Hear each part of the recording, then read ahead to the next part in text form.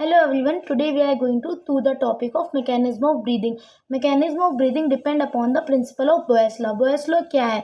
जो प्रेशर होता है वो वॉल्यूम के इन्वर्सली प्रोपोर्शनल होता है। यही बॉयल्स लॉ आप लोगों ने पढ़ाई होगा केमिस्ट्री में। तो यहाँ पे जो हम लोग प्रेशर ले रहे हैं वो पार्शियल प्रेशर है। पार्शियल प्रेशर क्या होता है? जैसे हम लोग एयर को इनहेल करते हैं तो जो एयर है वो बहुत सारी गैसेस का मिक्सचर है। तो जो उसमें एक गैस का इंडिविजुअल प्रेशर उसे हम लोग पार्शियल प्रेशर कहते हैं। मतलब कि किसी मिक्सचर बहुत सारी गैसेस का मिक्सचर है, उन सभी गैस के मिक्सचर में से एक गैस का इंडिविजुअल प्रेशर ही पार्शियल प्रेशर होता है। पी है वो पार्शियल प्रेशर ऑफ गैस है, जिसको हम लोग PO2 PCO2 से रिप्रेजेंट करते हैं। अब हम लोग को पता ही है जो गैस है वो कैसे मूव करती है, high partial pressure to low partial pressure move करती है। अब देखिए यहाँ पे जो हम लोग एक एग्जांपल लेते हैं, जैसे एक बैलून है, उसमें हम लोग को अगर एयर अंदर डालनी है तो क्या है, उसका वॉल्यूम इंक्रीज करना पड़ेगा। और अगर उसमें से हमको एयर को बाहर निकालना है तो क्या करना पड़ेगा, उसका वॉल्यूम डिक्रीज करना पड़ेगा। यही कॉन्सेप्ट यहाँ पे भी लगता है। जब हम लोग इनहेलेशन करते हैं तो हमें उसका वॉल्यूम क्या करना पड़ता है, बढ़ाना पड़ता है। अब देखो जैसे गैस है वो तो high pressure to low pressure ही मूव करेगी ना, तो गैस पे तो हम लोग अपना प्रेशर तो मेंटेन कर नहीं सकते हैं, बट वॉल्यूम तो कंट्रोल कर सकते हैं ना। तो इसीलिए हम लोग अपने अंदर के वॉल्यूम को इंक्रीज और डिक्रीज करते हैं। और इस वॉल्यूम को इंक्रीज और डिक्रीज करने के लिए हम लोग किसकी हेल्प लेते हैं, हम लोग हेल्प लेते हैं मसल्स की। कौन कौन सी muscles, diaphragm muscles, abdominal muscle और इंटरकॉस्टल मसल। इंटरकॉस्टल मसल को हम लोग ICM से रिप्रेजेंट करते हैं। ये दो टाइप की होती है, एक्सटर्नल इंटरकॉस्टल मसल और internal intercostal muscle. External intercostal muscle को हम लोग AICM से रिप्रेजेंट करते हैं और इंटरनल इंटरकॉस्टल मसल को हम लोग IICM से रिप्रेजेंट करते हैं। ये जो इंटरकॉस्टल मसल है ये रिब्स के बीच में प्रेजेंट होती है। करना है तो हम लोग को जो पल्मोनरी कैविटी यानी कि लंग्स के अंदर की जो कैविटी होती है उसको हम लोग पल्मोनरी कैविटी कहते हैं। तो अगर हम लोग को पल्मोनरी कैविटी के अंदर का वॉल्यूम इंक्रीज और डिक्रीज करना है तो उसके लिए हम लोग क्या करें, जो थोरैसिक कैविटी है उसका वॉल्यूम इंक्रीज और डिक्रीज कर दें। अगर हम लोग थोरैसिक कैविटी का वॉल्यूम इंक्रीज और डिक्रीज करते हैं तो वो अल्टीमेटली पल्मोनरी कैविटी के वॉल्यूम को इंक्रीज और डिक्रीज कर देगा। थोरैसिक कैविटी क्या होती है, थोरैसिक कैविटी हम लोग के जो वेंट्रल साइड पे स्टर्नम बोर्ड, डोर्सल साइड पे वर्टिब्रल कॉलम, लेटरल साइड पे रिब्स और नीचे की साइड पे डायफ्राम यानी कि लोअर साइड पे डायफ्राम, इन चार चीजों से मिलकर बनती थोरैसिक कैविटी। कौन कौन सी बोन्स, हमारे वेंट्रल साइड पे स्टर्नम, डोर्सल साइड पे वर्टिब्रल कॉलम, लेटरल साइड पे रिब्स और लोअर साइड पे डायफ्राम मसल। डायफ्राम एक मसल है और बाकी तीनों बोन्स हैं, ये बात ध्यान रखनी है। ये सब मिलकर थोरैसिक कैविटी को बनाते हैं। अब इंस्पिरेशन मतलब कि इनटेक ऑफ एयर, हमें एयर को क्या करना है, अंदर लेना है। तो for inhalation of air we need to increase volume so that pressure should be decrease. अब क्या करना है, जैसे हम लोग को एयर को अंदर लेना है तो क्या करना पड़ेगा, वॉल्यूम को बढ़ाना पड़ेगा। तो वॉल्यूम लोग बढ़ाएंगे, तो वॉल्यूम को बढ़ाने के लिए यहाँ पे मसल्स लगती हैं। कौन कौन सी मसल, डायफ्राम मसल और एक्सटर्नल इंटरकॉस्टल मसल।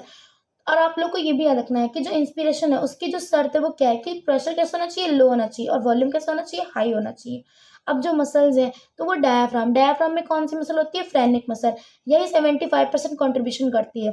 और एक्सटर्नल इंटरकॉस्टल मसल जो है वो 25% का कॉन्ट्रीब्यूशन करती है। ये दोनों मसल जब कॉन्ट्रैक्ट करती हैं तब जाके जो वॉल्यूम है वो बढ़ जाता है।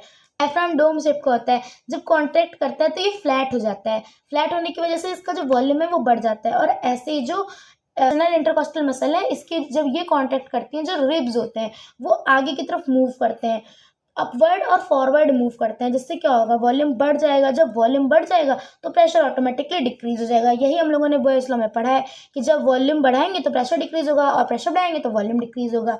तो यहाँ पे जब वॉल्यूम इंक्रीज करेगा तो प्रेशर डिक्रीज कर जाएगा और O2 अपने आप अंदर आ जाएगी। अब जो रिब्स हमारे हैं, यहाँ पे हम लोगों ने पढ़ा कि जब एक्सटर्नल इंटरकॉस्टल मसल है जब वो कॉन्टैक्ट करती है तो रिब क्या करते हैं, अपवर्ड मूव करते हैं और फॉरवर्ड मूव करते हैं। तो during inhalation place your hand on your chest and you can feel it that your chest are coming out. So that's how you can feel that ribs are coming out. फिर अब forceful inspiration क्या है, कि इसमें क्या होता है, जो हम लोग की जो मसल है डायफ्राम की फ्रेनिक मसल और AICM, इन दोनों का कॉन्ट्रैक्शन और ज़्यादा कराना पड़ेगा। जब और ज़्यादा कॉन्ट्रैक्शन होगा ना तो फोर्सफुल इंस्पिरेशन में और ज़्यादा O2 अंदर आएगी। तो और इसके साथ साथ इसमें और भी मसल्स लगती हैं, और भी 4-5 मसल्स होती हैं जो इसके साथ साथ कॉन्ट्रैक्ट करती हैं, जैसे कि स्क्लेनाइन मसल हो गई। इंस्पिरेशन और फोर्सफुल इंस्पिरेशन ये दोनों एक्टिव प्रोसेस हैं। क्यों है एक्टिव प्रोसेस, क्योंकि यहाँ पे मसल्स कॉन्ट्रैक्ट कर रही हैं। जब कोई चीज़ कॉन्ट्रैक्ट करती है तो उस पर एनर्जी लगती है, तो जब एनर्जी लगेगी तो ये दोनों क्या हो जाएंगे, एक्टिव प्रोसेस हो जाएंगे। ये चीज़ ध्यान रखनी है। फिर expiration means removal of air, यानी कि हमको एयर को बाहर निकालना है। तो एयर को बाहर निकालने के लिए हमें क्या करना पड़ेगा, जैसे अगर बाहर उसका प्रेशर हाई है जितना, उससे हमें कम ही रखना पड़ेगा प्रेशर अंदर का। तो प्रेशर पे तो कंट्रोल है नहीं, तो वॉल्यूम को कंट्रोल कर सकते हैं। जो प्रेशर को हमें हाई करना है तो वॉल्यूम को क्या करना पड़ेगा, लो करना पड़ेगा। तो यही है कि for exhalation of CO2 we need to decrease the volume, यानी कि वॉल्यूम को क्या करना पड़ेगा, डिक्रीज करना पड़ेगा, और प्रेशर क्या करना पड़ेगा, इंक्रीज करना पड़ेगा। एक्सपायरेशन के लिए हाई प्रेशर और लो वॉल्यूम कंडीशन चाहिए होती है।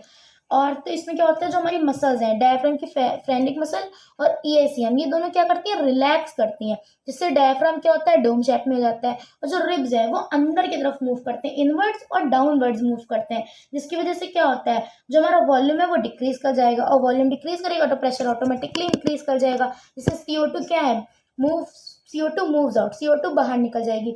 और जो एक्सपायरेशन है वो पैसिव प्रोसेस है। क्यों है पैसिव प्रोसेस, क्योंकि यहाँ पे जो दोनों ही मसल है वो क्या कर रही है, रिलैक्स कर रही हैं, और रिलैक्स करने में एनर्जी नहीं लगती है, तो इसीलिए जो एक्सपायरेशन है वो क्या है, पैसिव प्रोसेस है। अब फोर्स्ड एक्सपायरेशन, जैसे हम लोग प्राणायाम वगैरह करते हैं तो हम लोग फोर्सफुली एयर को बाहर निकालते हैं, फोर्सफुली एयर को अंदर लेते हैं। जैसे फोर्सफुल इंस्पिरेशन में हम लोगों ने पढ़ा कि हम लोग फोर्सफुली एयर को अंदर ले रहे हैं। अब फोर्सफुली एयर को जब बाहर निकालते हैं तो क्या करते हैं, तो इसके लिए हमें जो थोरैसिक वॉल्यूम है, थोरैसिक कैविटी का वॉल्यूम उसे और ज़्यादा डिक्रीज करना पड़ेगा, जिसके लिए हम लोग क्या करेंगे, डायफ्राम और EICM को एक्सपायरेशन में जैसे हम लोगों ने उन दोनों को रिलैक्स करवाया था, वैसे हम लोग फोर्स एक्सपायरेशन में भी डायफ्राम और EICM को रिलैक्स करवाएंगे, प्लस इसके साथ साथ हम लोग दो मसल्स को कॉन्ट्रैक्ट भी करवाएंगे। वो कौन सी दो मसल है, एक तो एब्डोमिनल मसल और एक IICM। हम लोगों ने पढ़ा था ना कि इंटरकॉस्टल मसल दो टाइप की होती है, एक्सटर्नल और इंटरनल। तो इंटरनल हम अभी तक तो हम लोग हर जगह पे एक्सटर्नल का ही यूज़ कर रहे थे, लेकिन अब हम लोग इंटरनल मसल का भी यहाँ पे यूज़ करेंगे। तो यहाँ पे इंटरनल जो इंटरनल इंटरकॉस्टल मसल है वो क्या करेगी, कॉन्ट्रैक्ट करेगी, और एक्सटर्नल इंटरकॉस्टल मसल क्या करेगी, रिलैक्स करेगी। अब जो यहाँ पे कंफ्यूजन हो सकती है, बट उस कंफ्यूजन को आपको ऐसे ध्यान रखना है कि जैसे एक्सपायरेशन में डायफ्राम और EICM क्या कर रहे थे, रिलैक्स कर रहे थे, वैसे ही फोर्स्ड एक्सपायरेशन में ये दोनों क्या करेंगे, रिलैक्स करेंगे, और जो एब्डोमिनल मसल है और वो IICM है वो दोनों ही कॉन्ट्रैक्ट करेंगे। अब देख लीजिए, जब हम लोग प्राणायाम वगैरह करते हैं तो जब आप जो है अपनी सांस बहुत जो है फोर्सफुली क्या करिए, बाहर निकालिए, और फील करिए कि आपका पेट के अंदर की तरफ जा रहा है, यानी कि जो मसल है वो कॉन्ट्रैक्ट कर रही है। तो एब्डोमिनल मसल IICM कॉन्ट्रैक्ट करेगी, और जब ये दोनों ही कॉन्ट्रैक्ट करेगी तो वॉल्यूम बहुत ज़्यादा ही डिक्रीज हो जाएगा, जिससे CO2 अल्टीमेटली बाहर आ जाएगी। Thanks for watching the video.